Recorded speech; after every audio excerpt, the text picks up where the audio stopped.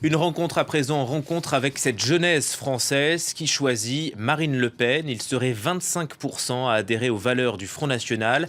Très actif sur Internet, l'extrême droite revendique sa position de premier mouvement jeune de France. Comment l'expliquer? C'est un reportage de Fanny Allard.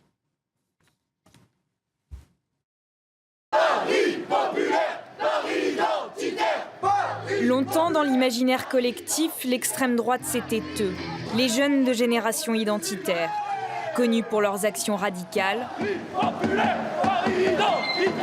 et leurs slogans sans équivoque.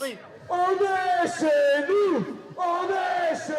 Les jeunes qui viennent nous voir, ils en ont assez de la racaille, ils en ont assez de l'insécurité, assez de l'immigration. Ils ne veulent pas devenir minoritaires chez eux, ils ne veulent pas devenir des étrangers dans leur propre pays. À l'heure actuelle, je prévois, et je pense tout le monde ici, prévoit de voter Marine Le Pen dès demain au présidentiel. S'il catalyse évidemment les groupuscules d'extrême droite, en 2017, le Front National ne fait plus figure d'épouvantail. Les sympathisants ne se cachent plus. En témoigne l'ouverture d'un bureau FN à Sciences Po. Une première pour cette prestigieuse institution d'études politiques, traditionnellement humaniste. Ces militants tractent devant l'école sans rencontrer d'hostilité. Juliette a 19 ans. Il y a encore un an, elle était au front de gauche. On nous vend beaucoup une caricature, alors qu'en vérité, une fois que j'y suis entrée, j'ai vu que les gens n'étaient pas ce que je pensais. C'est-à-dire que c'est pas des racistes, c'est pas des fascistes, c'est juste des gens normaux qui aiment leur pays et qui veulent le protéger. En fait. Chaque mercredi, Juliette retrouve ses amis au siège du Front National de la Jeunesse pour une soirée débat. Thème ce soir-là, le programme de François Fillon, à qui aucun cadeau n'est fait. Puis les jeunes échangent, ils partagent un verre et leurs idées. Notamment la difficulté à convaincre leurs parents de voter Marine, comme ils l'appellent. Mes parents aussi sont anti-front. Ma mère, ça va, elle le sait. Ça a fait un choc. C'est la droite qui a grandi avec Jean-Marie Le Pen et qui se rend pas compte qu'il y a eu, un changement en fait, social et qui n'est pas allé par exemple au collège public. Mes parents ils sont de droite, beaucoup de traditions, des beaucoup. Je sais que je vais réfléchir à faire voter pour Marine en 2017 alors qu'ils avaient voté pour Chirac en 2002, Sarkozy en 2007 et 2012. Le Front National aurait-il vraiment changé ? Ces jeunes, nés dans les années 90 et issus de différents milieux, ne se souviennent pas de Jean-Marie Le Pen. Juliette affirme la cohérence de son engagement. On parle beaucoup de points très concrets dans lesquels les gens se retrouvent, n'importe quelle personne peut se retrouver, c'est-à-dire des points économiques notamment. Et je suis entièrement d'accord avec ce qui a été dit sur le programme qui est contre le néolibéralisme proclamé par Fillon, qui est social, qui est protectionniste, qui est pour la préférence nationale. Donc c'est entièrement mes valeurs.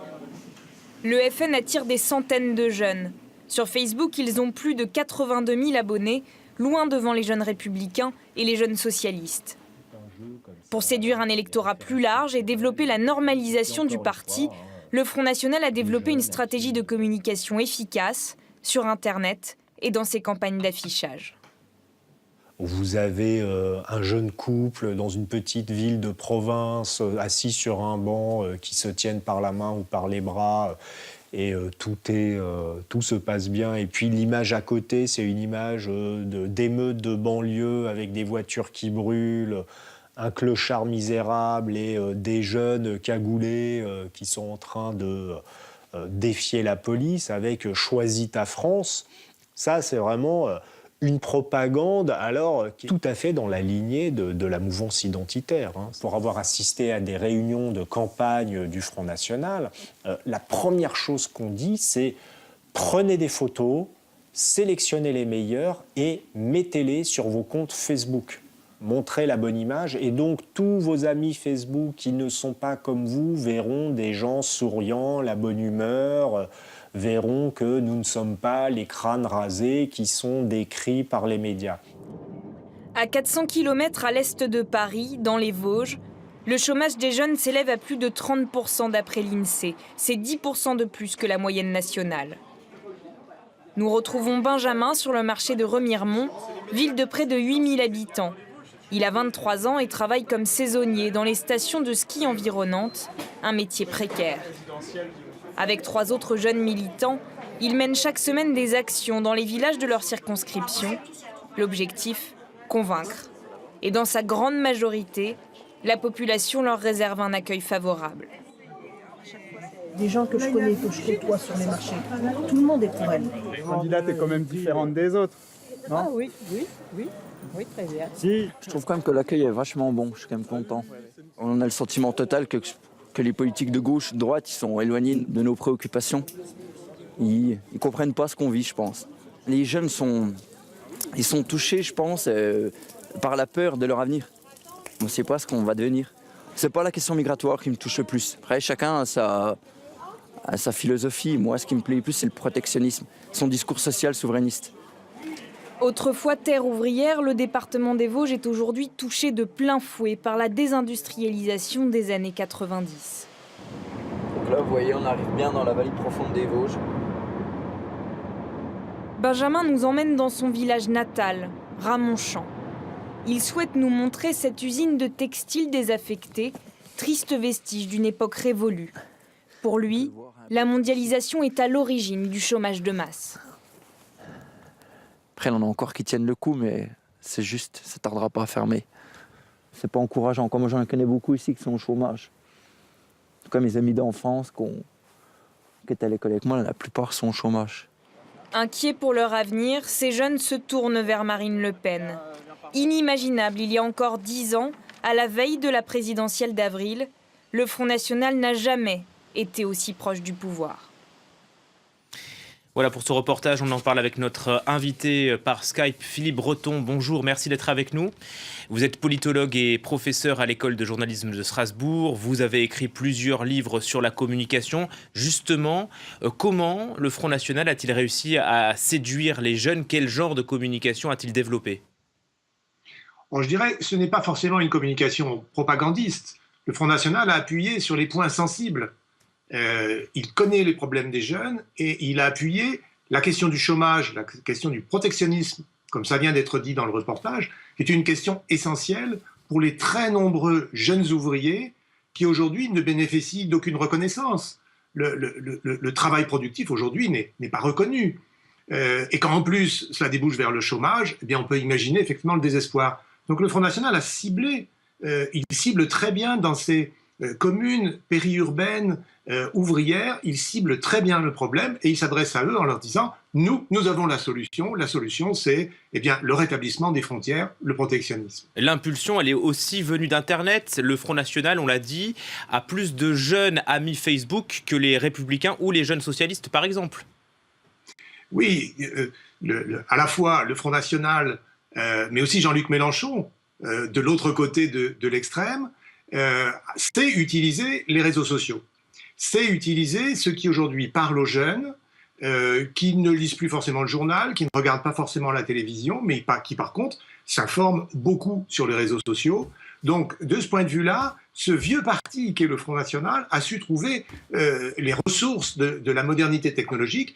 Et non seulement il parle aux jeunes des problèmes qui les concernent, avec les solutions que le Front National propose bien sûr, mais il parle avec les bons canaux, c'est-à-dire les réseaux sociaux. Oui, vous disiez le vieux parti. Sous Jean-Marie Le Pen, le Front National n'était pas, les jeunes n'étaient pas très nombreux au Front National. Quand est-ce que le FN s'est-il tourné vers les jeunes? Moi, je crois qu'il y a eu un basculement progressif. Beaucoup de jeunes, notamment de jeunes ouvriers, ont fourni les gros bataillons de l'abstentionnisme. Votaient peu. Aujourd'hui, il y a beaucoup moins d'abstentionnisme chez les jeunes ouvriers.